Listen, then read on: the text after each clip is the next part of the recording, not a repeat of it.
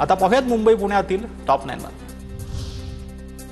मुंबईला पाणी पुरवठा करणाऱ्या धरणांमध्ये 50% अधिक पाणीसाठा। मे जून महिन्यातील पावसामुळे धरणातील जलसाठ्यात वाढ। मागच्या वर्षी याच वेळी केवळ 8.59% पाणीसाठ्याची नोंद। म्हाडाच्या संक्रमण शिबिराची 31 विकासकांकडून 230 कोटी रुपयांचं भाडं थकीत। वसुलीसाठी म्हाडाकडून सुनावणी सुरू। थकीत रक्कम न भरल्यास 15 दिवसात गुन्हे दाखल केले जाणार।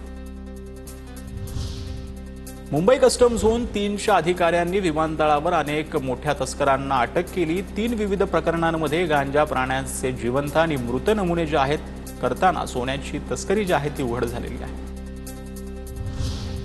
दिव्यांगांसाठी राखीव डब्यामध्ये इतर प्रवाशांची घुसखोरी। 1 जानेवारी 2023 ते 28 फेब्रुवारी 2025 या कालावधीत तब्बल 43,000हून अधिक वेळा घुसखोरीच्या तक्रारी।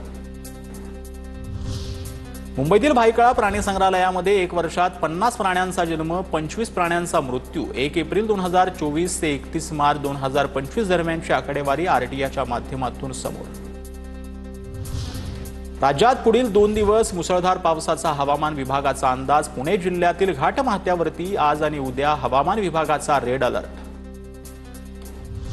पवना धरणाच्या सांडव्यावरून 400 क्युसेक्स वेगाने पाण्याचा विसर्ग। नदीकाठच्या गावांना सतर्कतेचा इशारा। पिंपरी चिंचवडसह मावळ तालुक्याला पाणी पुरवठा करणारा पवना धरण 72% भरलं। कोंडव्यातील अत्याचार प्रकरणामध्ये धक्कादायक माहिती समोर। स्प्रेचा वापर झाल्याचं पुरावे नाहीत। तरुणानं मी परत येईन मजकूर लिहिल्याचाही दावाही खोटा ठरल्याची पुणे पोलिसांची माहिती। तरुणीनेच घरी बोलावल्याचंही उघड। पोलिसांकडून तरुणी आणि आरोपींची समोरासमोर चौकशी दरम्यान पोलिसांकडून तरुणाला पुणे शहराबाहेर जाण्यास मनाई।